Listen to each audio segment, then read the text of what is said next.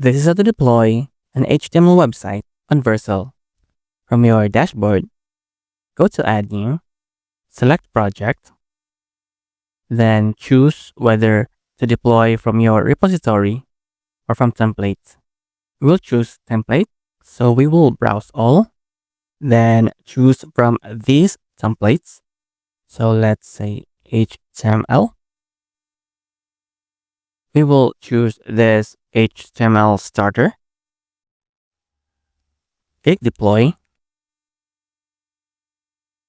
Then choose your get scope and name your repository and just click create. Then you have just deployed your HTML. You can now add a domain and enable speed and sites. So we'll go to our dashboard. You can view your HTML website here.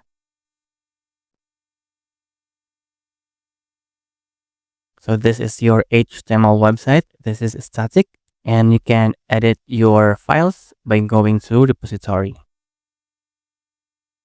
So these are your files. So this is how to deploy an HTML website on Vercel.